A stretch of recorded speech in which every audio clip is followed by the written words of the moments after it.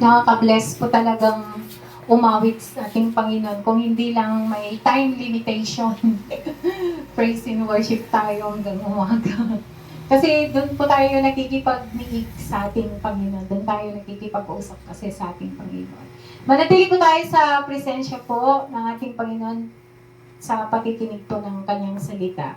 Tinatawagan po si Bishop. God bless po.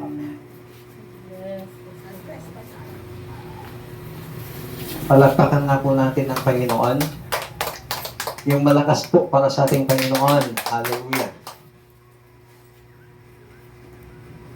Sa gabi pong ito ay babahagi ko po ang salita ng ating Panginoon na matatagpuan po sa aklat ng Jonah, chapter 1, verses 1 up to 10. Natalakay ko na po nung nakaraan na ako yung nangaral dito na ang paksa na atin pong tinalakay noon ay the experiences of Jonah. Makikita po natin doon yung kwento na yung pagkatawag ni Jonah sa Panginoon. Mababasa po natin yung disobedience ni Jonah at napag-aralan po natin yung bangungot ng buhay ni Jonah. Because of his disobedience sa Panginoon, naging nalagay sa panganib yung buhay ni Jonah hanggang sa itinapon siya doon sa dagat at siya po ay sinagip pa rin ng Panginoon sa kabila ng kanyang katigasan ng ulo sa Panginoon.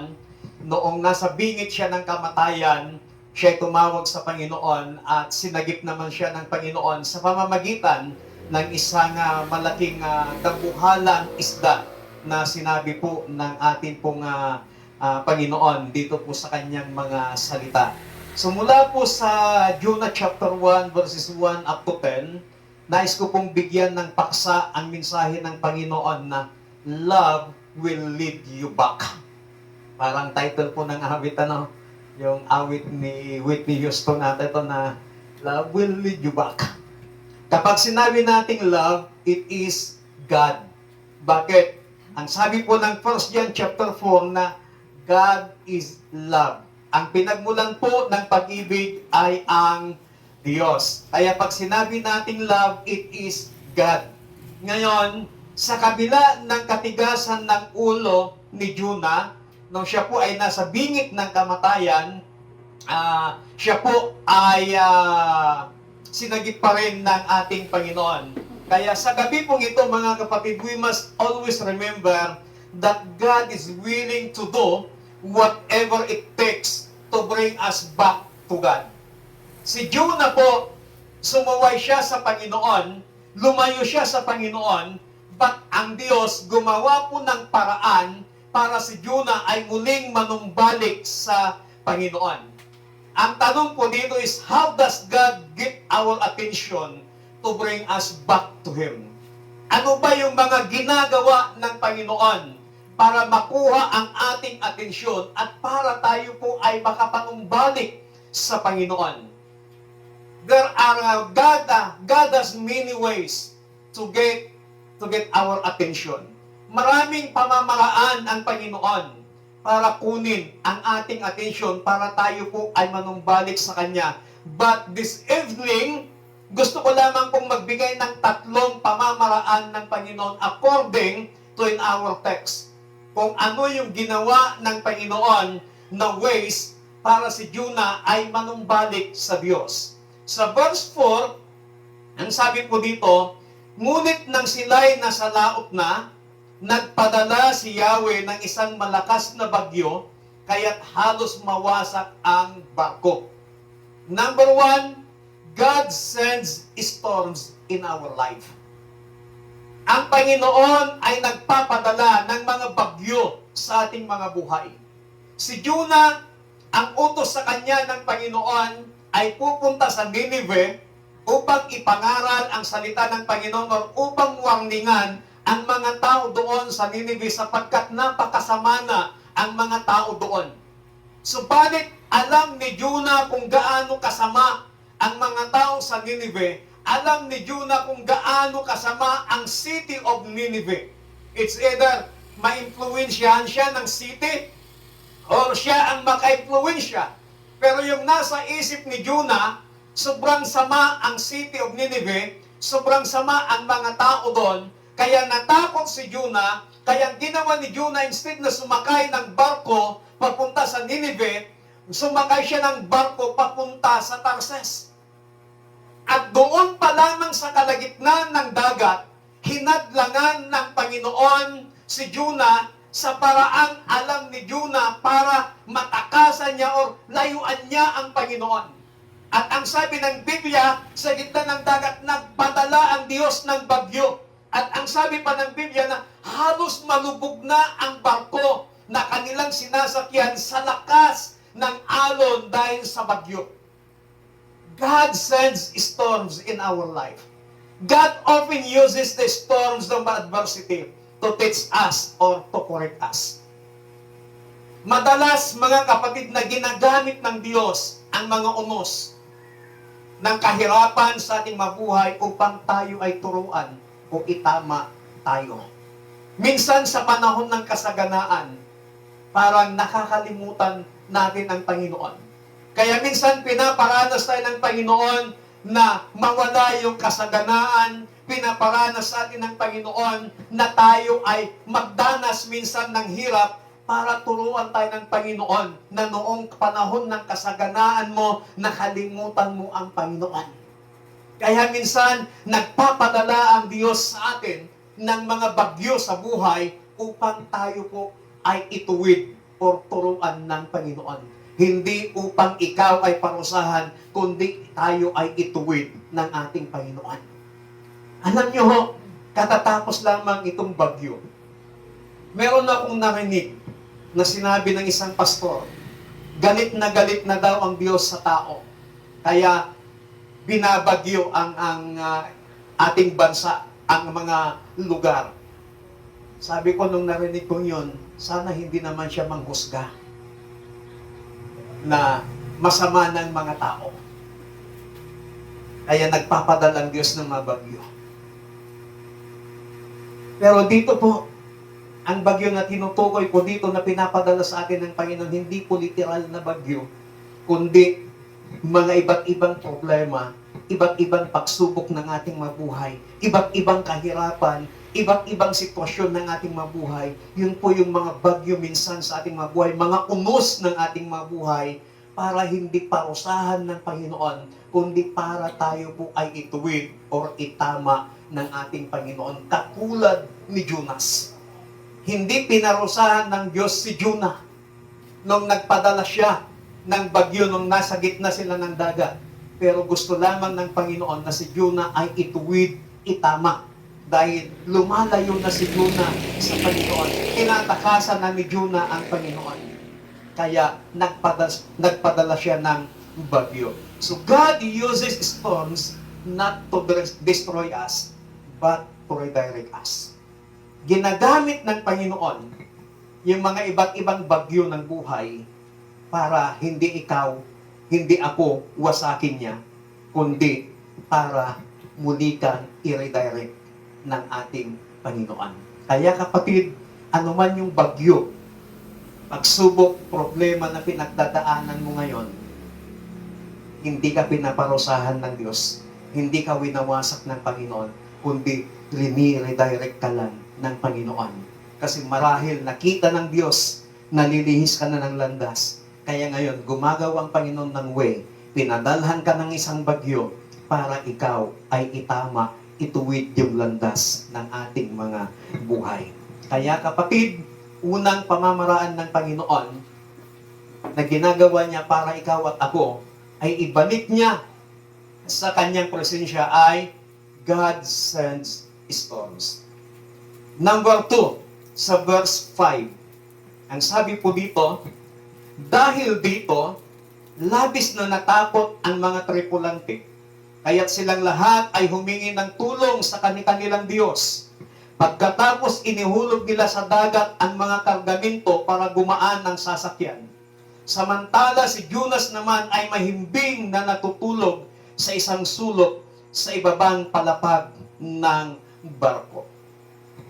Number 2, na ginagawa ng Diyos para ikaw ay bumalik sa Kanya, God touches someone near you. Ginagamit ng Panginoon ang taong malapit sa iyo. Noong malakas ng bagyo, nagkagulo na ang mga tripulante, mga trabahador ng barko, maging ang kapitan ng barko, kanya-kanyang panalangin na sa kanilang Diyos, ang sabi ng Biblia. At itinapon pa nila sa dagat yung mga mabibigat nilang mga kargamento para gumaan yung barko, para hindi sila malubog. Pero ganun pa rin na halos palubog na yung barko at kanya-kanyang panalangin hanggang sa napansin nila si Jonas, ang sarap ng tulog. Nasa isang silid, nasa isang gilid, ang sarap ng tulog ni Jonas. Kaya nilapitan siya ng kapitan ng barko. Galit yung kapitan ng barko. Oy, ano bang ginagawa mo dyan? Palubog na tayo, ang sarap pa ng tulog mo. Bumangon ka na dyan at manalangin ka na rin sa Diyos mo, baka sakaling maligtas pa tayo. So, anong makikita po natin dito? God touch affects more than just you.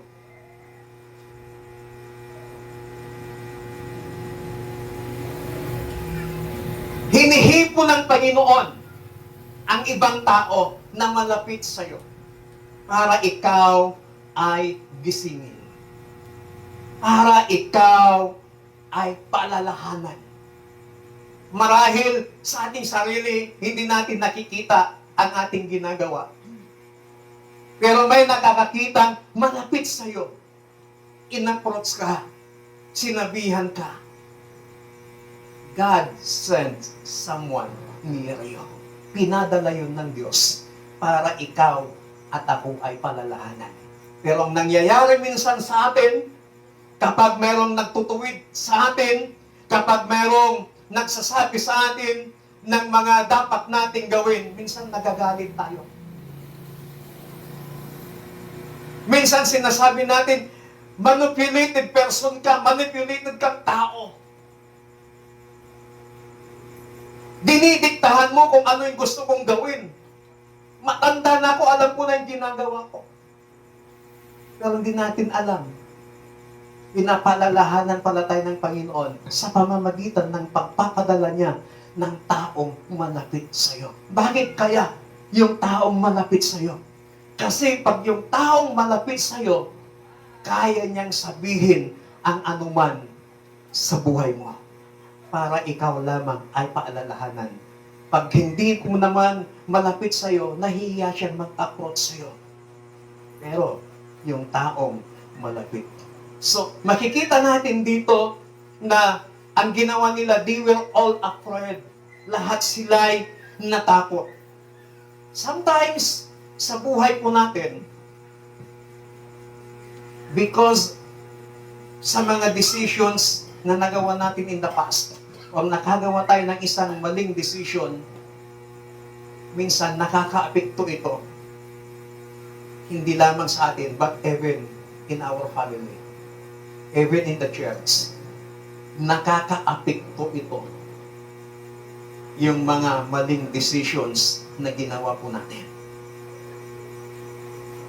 Hindi ko naman sinasabi na lahat ng ating ginagawa ay tama. Hindi ko naman sinasabi na hindi na tayo nagkukulang. Hindi ko naman sinasabing hindi na tayo nagkakamali. But tandaan po natin, the more na tayo po ay nagkakamali ng isang decision, it will affect not only you, but even your group, even in the church, even in your family. Maapektuhan dahil sa maling decision. Katulad nung nangyari kay Jonah.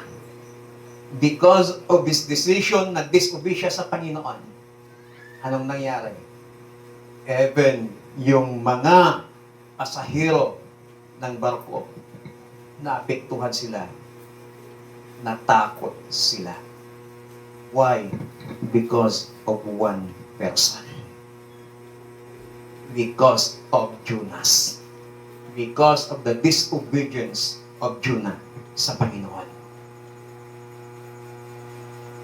Kaya sinasabi ito ng salita ng ating Panginoon na dapat tayo po ay laging magpasakop sa ating Panginoon.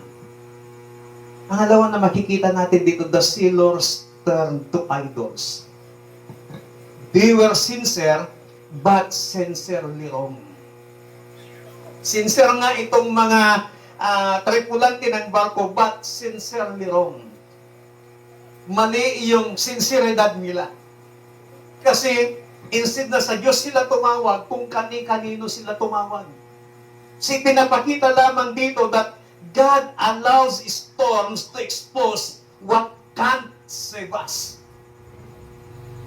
Pinapadalaan tayo ng Panginoon ng mga iba't ibang bagyo ng ating mabuhay para ipaalala sa atin ng Panginoon, ipakita sa atin ng Panginoon yung mga bagay na hindi kayang magligtas sa atin.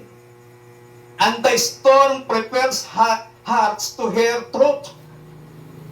And then, yun yung magiging basihan, magiging dahilan para ang tao, ikaw at ako, ay manumbalik sa ating Panginoon. God uses shaking to realign our priorities. Maraming nakita ng Panginoon na iba na yung prioridad mo sa buhay. Na iba na yung priorities mo sa buhay. Ngayon, ang ginagawa ng Panginoon, sinishift niya yung buhay mo. Niyayanig niya yung buhay mo. At habang niyayanig niya, huwag mong sabihin, pinaparusahan ka ng Diyos. Pinapalalahanan ka lang ng Panginoon na mayroon kang na-miss na prioridad. Nag-iba yung prioridad mo. Gusto ng Panginoon, ma-realign, maitama yung prioridad natin sa ating mga buhay. So God send or God touches someone near you. Inihipo ng Panginoon ang taong malapit sa iyo. Pangatlo at ang panghuli na pamamaraan ng Panginoon. Sa verse 6, nakita siya ng kapitan at ginising. Ano't nagagawa mo pang matulog? Bumangon ka't manalangin sa iyong Diyos. Baka sakaling kaawaan niya tayo at iligtas sa kamatayan. God sent someone to you. Yung una, God sends a storm in your life. Pangalawa, God touches someone near you.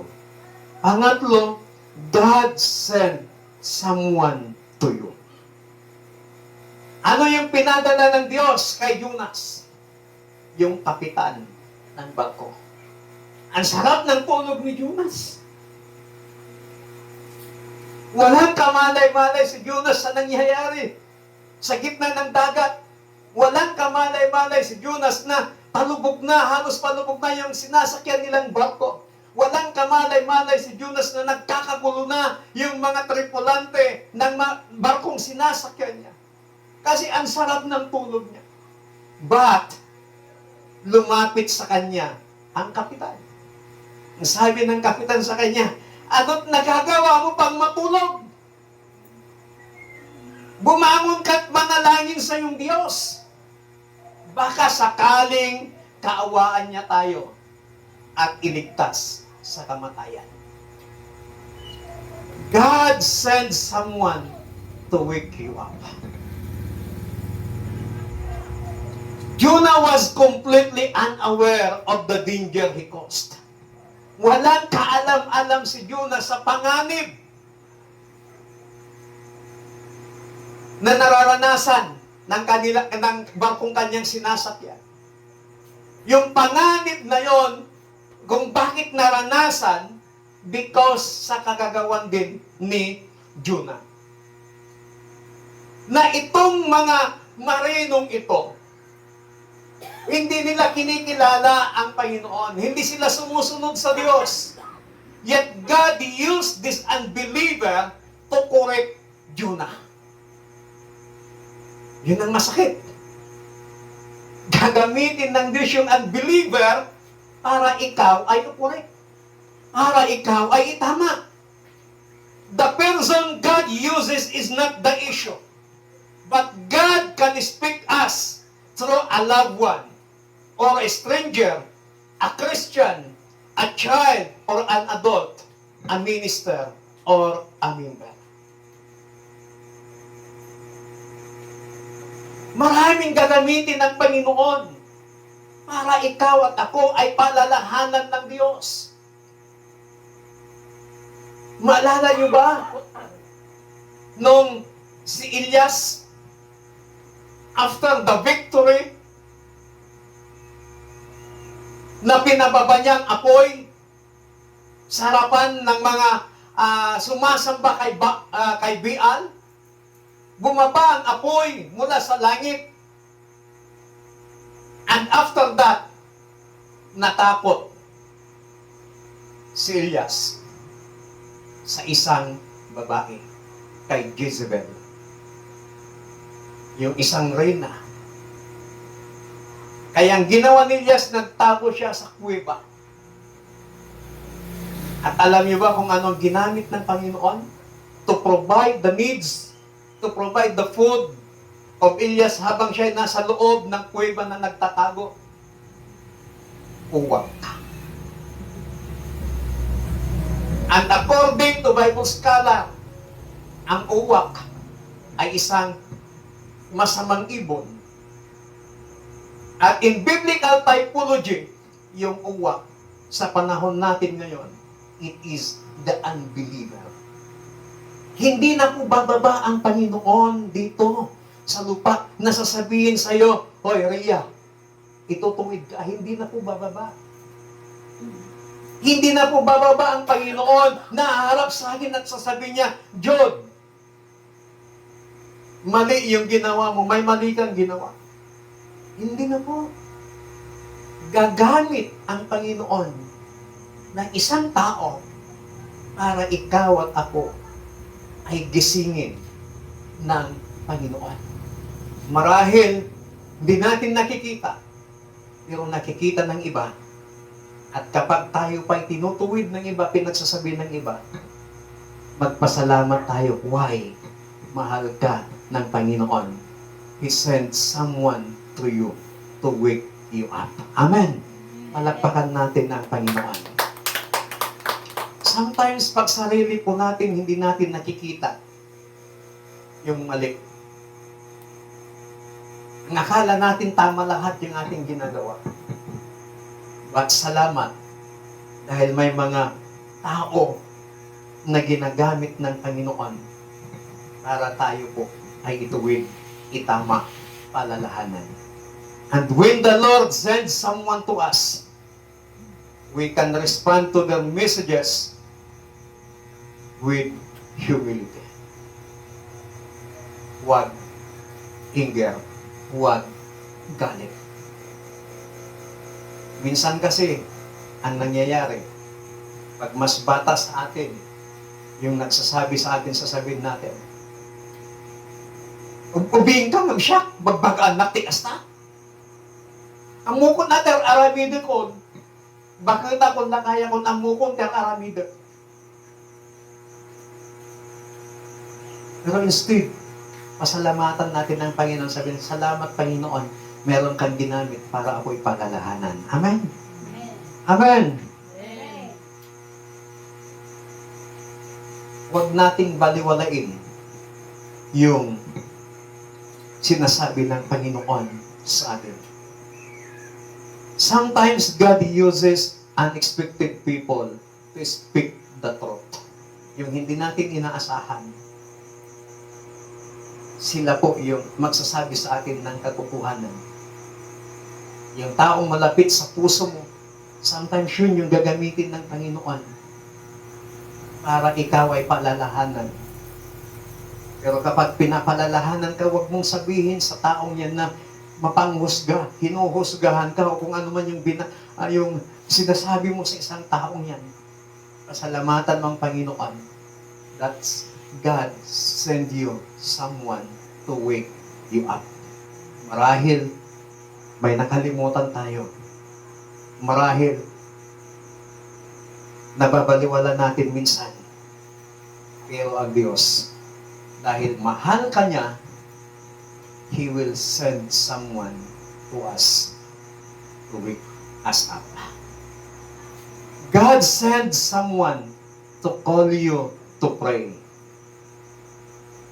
Magpapadala ang Diyos ng isang tao para tawagin ka niya, pagsabihan ka niya na manalangin ka. The captain recognized that Jonah had access to something divine.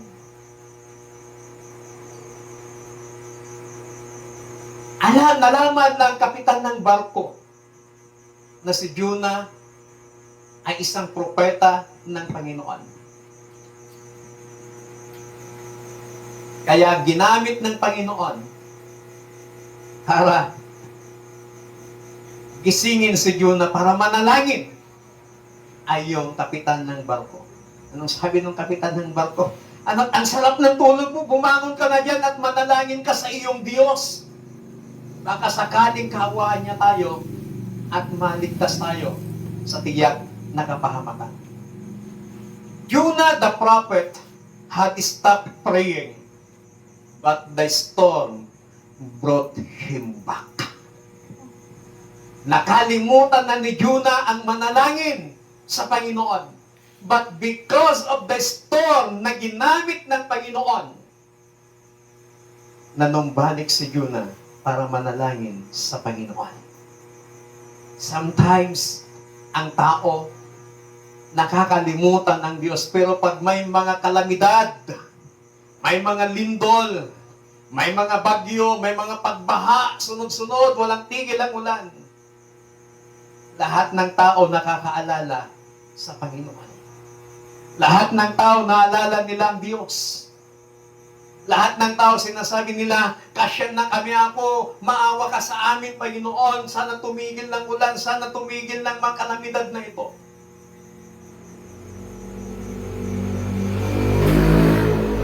Ang mga kalamidad, mga kapatid, na nararanasan po natin, God uses those calamities, but not to destroy us, but to remind us, para tumawag, manalangin, makipag-usap sa Panginoon.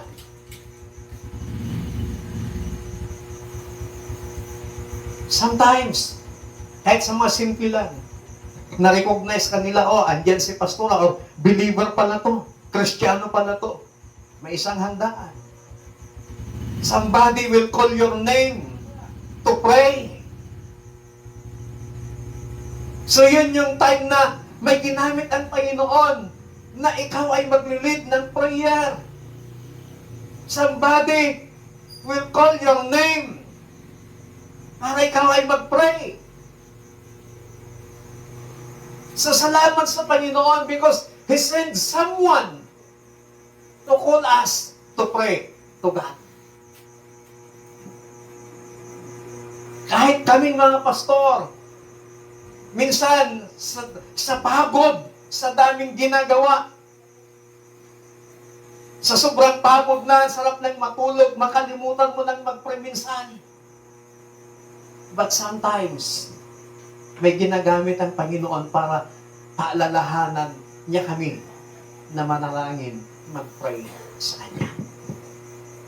So sa buhay po natin, yung mga nangyayari sa ating mga buhay, pinadala yun ng Diyos to call you to pray to Him. Para ginagamit yun ng Panginoon para ikaw ay manalangin sa Diyos. Ang tanong dito, kailan sa ating mabuhay na pinalalahanan tayo ng Diyos na manalangin tayo sa Kanya? God may have sent them, pero siguro na-ignore natin. Siguro binaliwala natin. But this evening, When somebody lumapit sa'yo, sinabi, pray. Pinapalalahanan ka ng Panginoon. Lastly, God touches you physically. 15 to 16. Pagkasabi nito, binuhat nila si Jonas at inihagis sa dagat. Agad namang pumayapa ang dagat. Dahil dito nagkaroon sila ng matinding takot kay Yahweh, kaya't sila'y nag-alay ng handog at nangakong maglilingkod sa Kanya. God touches us physically for correction and discipline. God's physical touch may come through discomfort or pain to correct us. Minsan, kaya tayo nagkakasakit kasi inaalam ng Panginoon na maranasan natin yun. Why? Para ikaw ay i-correct ng Panginoon. Marahil kapag nakakaranas tayo ng mga sakit sa ating katawan, nakakaramdam tayo ng sakit, hindi tayo komportable. Pagtandaan po natin, minsan, pinapakialaman ng Panginoon yung ating physical na katawan. Kasi, meron siyang itinutuwid. Meron siyang ikinukurit sa atin. Kaya kapag may sakit po tayo, try to meditate to God. Sabi natin, Panginoon, saan ba ako nagkulang? Holy Spirit, paalala mo sa akin kung ano yung mga pagkukulang ko sa iyo para maitama ko ito. God touches us physically for comfort and reassurance. Pinapakialaman ng Panginoon yung ating pisikal para ikaw ay muling bigyan ng assurance, ng katiyakan. God touches us to comfort and give peace. And God touches us physically for empowerment and strength. God wants us to give us supernatural strength. Kaya minsan, pinapakialaman niya ang ating physical na kalagayan. Hindi para ikaw ay parusahan, kundi para ikaw ay empower at bigyan ng sapat na kalakasan.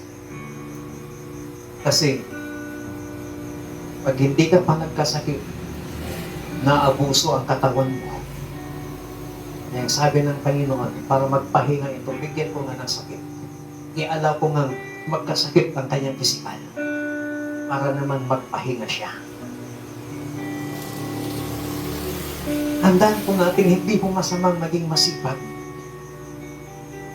Pero yung ating katawan, may limitasyon. Bigyan din po natin ng pahinga ang ating katawan. Maging ang lupa nga. Ang sabi ng Biblia, bigyan ng pahinga ang lupa. Hindi dapat dire-diretso na tamnan ng lupa kasi mawawala yung nutrients ng lupa. Kaya kailangan magpahinga kahit isang crop lang. Kung halimbawa sa isang taon, 4 na crop na natatamnan yung lupa, kahit isang crop lang, magpahinga. Even the agriculturists, sinasabi po nila yan. Pero dahil sa kasipagan ng tao, naagawa lang unang ititao. Sayang, agi manunga bulan nga ginanatidaga.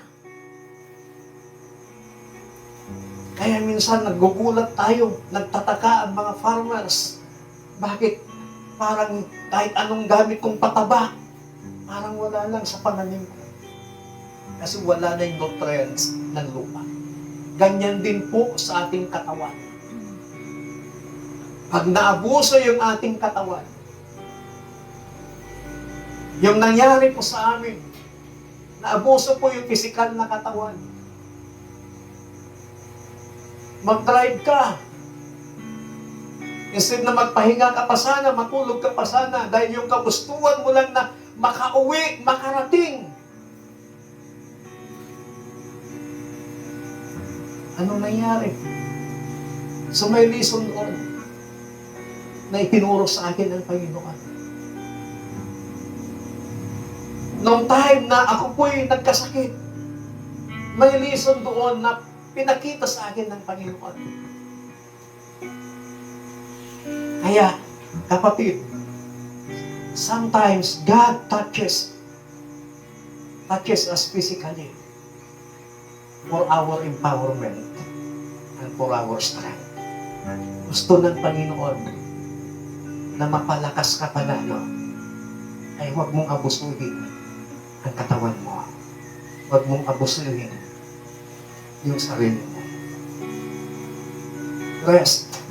Rest. Rest. Napakahalaga po yung pagkakaroon ng pamamahinga. Kulang na nga tayo minsan sa tulog, pero matutulog na nga lang tayo, iniisip pa rin natin yung mga trabaho kung ano yung mga gagawin natin. Halos wala na tayong peace of mind. Ang sasabihin ng Panginoon, He will allow sicknesses in our physical para hindi parusahan ka, kundi para ikaw ay palalahanan, para ikaw ay muling palakasin ng Panginoon. So marahil katulad tayo ni Jonah, na minsan may pagsuway sa Diyos. Pero dahil mahal tayo ng Panginoon, He will make a way para ikaw at ako ay ma-redirect yung ating buhay at muling lumapit sa Panginoon. God uses storms in our life. God touches someone near you. And God sends someone to call you to pray. And God touches our physical.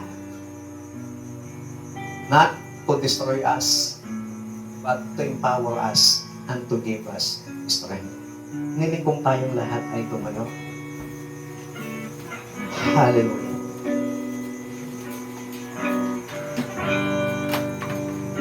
Tingnan po natin yung buhay ni Jonah.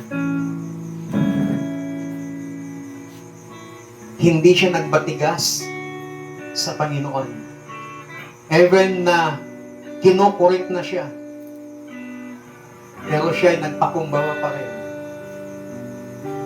Ang mga taong nakasalamuhan ni Jonah doon sa barko, yung kapitan, mga tripulante ng barko, ginamit yun ng Panginoon na instrumento para paalalahanan si Jonah at para makabalik si Jonah sa Panginoon. Ang lahat ng iyon, naging instrumento lamang sila na ginamit ng Panginoon.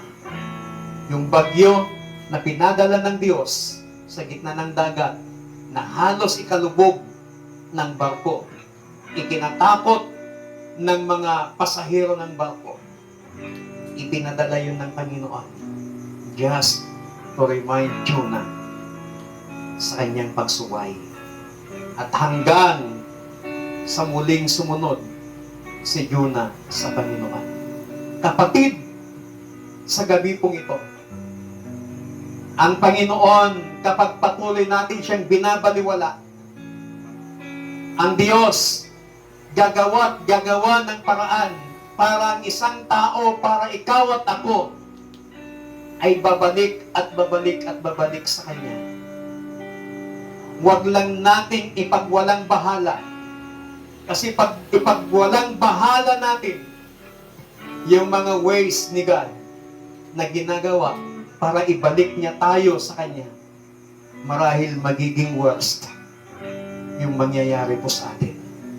So habang kinukurik pa tayo ng Panginoon, habang tinutuwid pa tayo ng Panginoon, ibig sabihin nun, mahal na mahal ka ng Panginoon.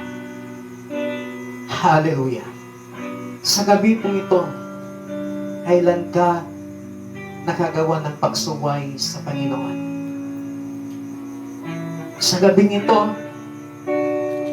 kailan mo na-realize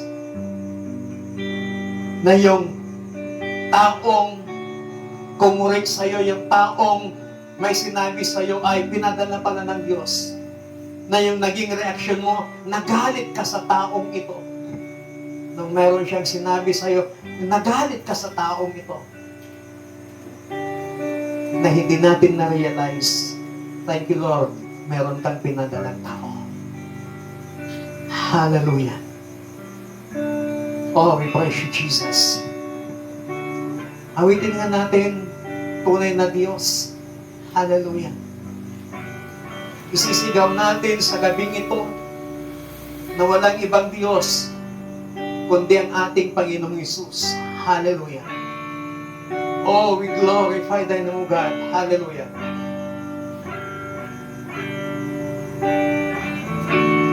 Pupurihin ka, O Diyos. Ang aming alay ay pagsamba, kalwalhatian,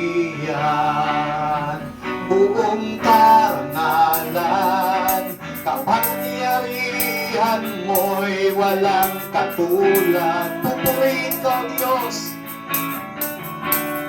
Pupurihin ka, O Diyos. Ang aming alay ay pagsamba, kalwalhatian, buong karangalan, kapangyarihan mo'y walang katulad. Ikaw ang tunay na Diyos. Hallelujah. Ikaw ang tunay na Diyos. Ika'y walang katulad. Ika'y nag-iisa. Ikaw lamang, wala ng iba. Sa'yo ang aming awit, dinggin ng aming tinig, isisigaw sa buong mundo na ikaw ang tunay na Diyos, na ikaw ang tunay na Diyos. Ika'y walang katulad. Ikaw lamang, wala ng iba. Sa'yo ang aming awit, isisigaw sa buong mundo. Isisigaw, isisigaw sa buong mundo. Isisigaw, isisigaw sa buong mundo. Kadakilaan mo. Hallelujah. Salamat, Panginoon, sa buhay ni Jonah, sa mga pagsuway, sa mga pagkakamali ni Jonah, Panginoon. Gumawa ka ng way, gumawa ka ng pamamaraan upang si Jonah ay makapanumbalik sa inyo. Ginamit mo ang bagyo. Ginamit mo mga taong malapit kay Jonah. Nagpadala ka ng tao, yung kapitan ng barko, ginamit mo para palalahanan si Jonah na manalangin sa iyo, Panginoon. At ginamit mo, pinakialaman mo ang kanyang pisikal na katawan. Panginoon, sa gabi pong ito, tulungan mo kami na kapag maranasan namin ang mga apat na ito, Panginoon, na pamamaraan mo, help us na maging aware kami, Panginoon, na pinapaalalahanan mo kami. Salamat po, Diyos, dahil patuloy mo kaming pinapaalalahanan, Panginoon, para kami ay makamanumbalik sa inyo. Dakilang Diyos, sa gabi pong itong lahat ng inabot ng tinig na ito, Panginoon, Alam ko gumagawa ka ng way, gumagawa ka ng pamamaraan upang sila ay makabalik din sa iyo, Panginoon, upang sila ay makakilala din sa iyo, Panginoon, upang sila ay maglingkod din sa iyo, Panginoon. Ang aming panalangin sa gabi pong ito, dakilang Diyos, huwag mong patigasin ang kanilang mga puso. But Lord, through the power of your Holy Spirit, patuloy mo i-convict ang kanilang mga puso. Bigyan mo kami ng puso at espiritong mapagpakumbaba, Panginoon. That when someone correct us, nga ubing kada kami ako. At dalagta kong may ipanagpakumbaba mikin ka ako. Tulungan na kami. At sikatit tultuloy ng trabaho kanitibigyan ni. Holy Spirit, patuloy kang kumilos sa aming mga buhay. Patuloy kang manahan sa aming mga puso, sa aming mga isipan. Patuloy mong pakialaman, Panginoong Hesus, sa pamamagitan ng iyong banal na Espiritu, ang aming pisikal na katawan, Panginoon. Kung meron kang ituwid sa amin, Panginoon, tulungan mo kami na maitama ang lahat ng iyon. Kung may mga pagkakamali kami sa iyo, Panginoon, kung may mga pagsuway kami sa inyo, forgive us, Lord. Forgive us. At tulungan mo kami na maging masunurin mong anak mula sa oras na ito. Salamat po. In Jesus Christ, mighty name we pray. Amen. Palagpakan natin ang malakas ng Panginoon. Hallelujah.